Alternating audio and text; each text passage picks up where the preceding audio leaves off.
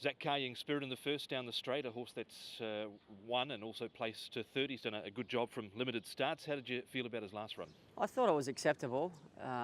Obviously, I would have liked him to have won from that position. We got into a good spot, I thought, from a pretty poor gate, and in the straight I expected him to finish the race off a bit stronger than what he did. But he got a little bit lost, he wandered a little bit, he was a bit wary of the other horses around him, which he's got a bit of a habit of doing. And last season, I think he had 7 trials before he went to the races, whereas this season he might have only had 2. And he's a horse that just blows the house down every time you work him, and even when I worked him again this week, he's still blowing heavily. So he's a horse that might just need those extra trials and that extra racing, and he feels like he's come on from that first run, so I expect a good performance. The race, I suppose, just revolves around how good Tony Cruz's horse is. Yeah, there's Super Fortune. He's one of a number of newcomers in the race. There's a few tried that haven't done too much as well, and he's drawn in the middle of the line, draw with top weight. How do you sort of feel that works out, top weight against a few newcomers? I don't think the top weight is the problem for him. I think physically he's better, and I think that's going to hold him in good stead. But, you know, whenever you come up against these unraced horses in Class 4, you don't know where they're going to end up. He could end up a Class 1 horse, and Mike Blake could be a Class 3 horse. So, and I've got to give weight away to him as well. So, you know, the unknown is always there. But my Blake, I feel he's quite an honest horse in a few respects. And like I said, I expect him to run well.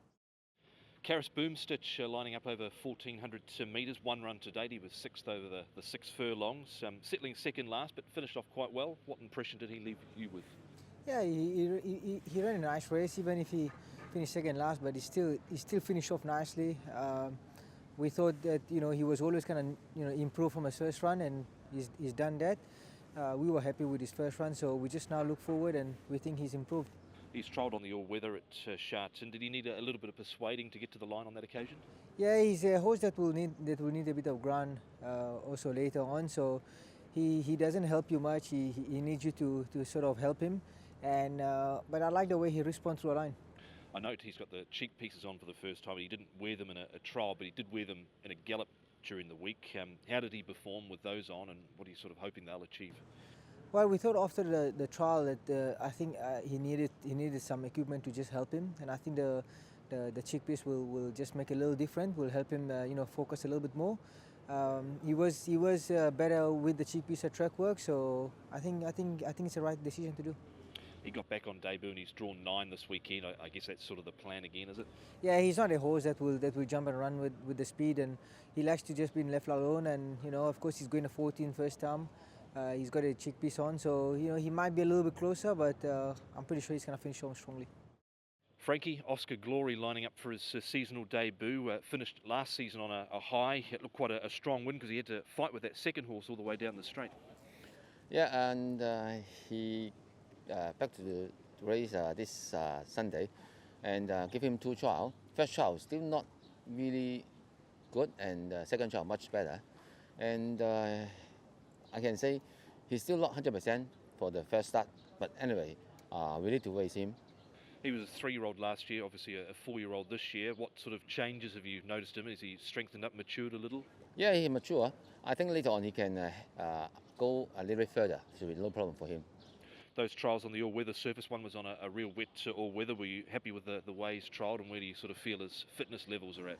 Yeah, he's as I say, first trial not really good. The second trial much better, and I think he's ready to race. Yeah. He's drawn gate number 1. He obviously has sat handy in most of his races. Do you use gate 1 to your advantage again?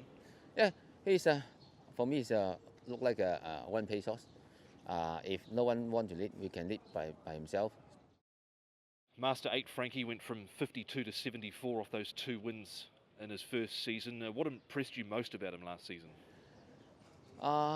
We can see he two start to win, and he's still learning, because I think he need to try to a little bit relax should be better.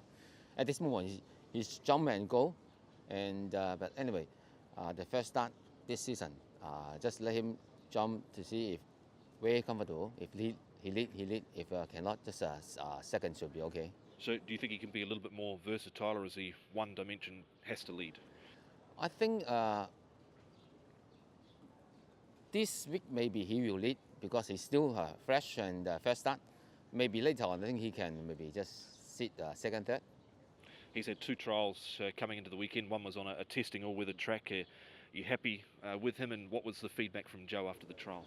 The first trial also, he's still not 100%. He finished 4th, and then the second trial much better.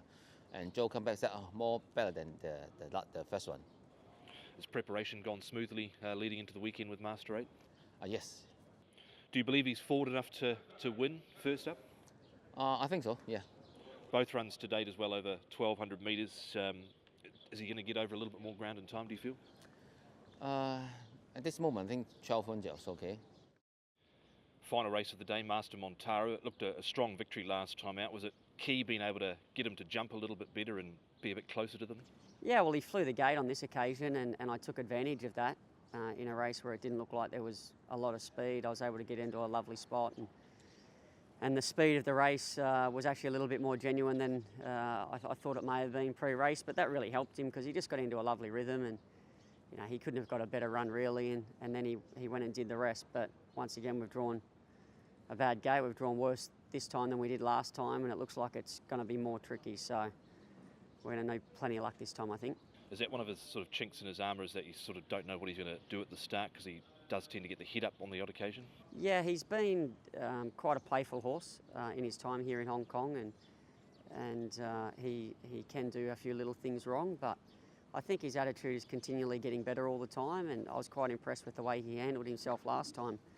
I rode him early on in his career here in Hong Kong, and he was quite a handful, but he's accepted the place now, and obviously his form is showing that. He won by a length and a half last start. Was that the real Master MONTARO, or have we still got a little bit more to see from him? I think there's a little bit more there to give. You know, it would have been nice to have drawn the perfect gate and get the perfect run and give him every opportunity, but you know, we have to work with the cards we've been dealt and pray for some luck.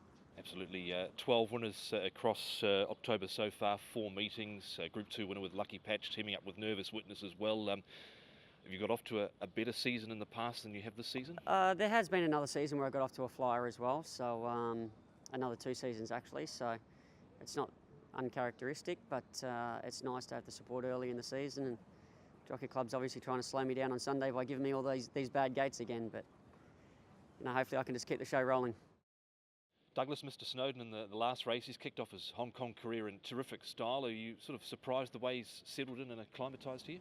He did surprise me slightly in the manner in which he did it. You know, he only had the 1 trial leading into his first race. I only did that because he came out of that trial so well and pretty forward. And you know, he was very capable and handled himself very professionally. So he settled in well. He certainly enjoys Hong Kong, and that makes my life a lot easier. He chased home Master MONTARO last time out, and there's a few others in that same race last start that are going round again. How did you rate that last start performance? I thought it was slightly below his previous run. I thought his previous 2 runs were very good runs, and I thought last time he was a little bit flattened. He looked like he hit a flat spot and he never really picked up.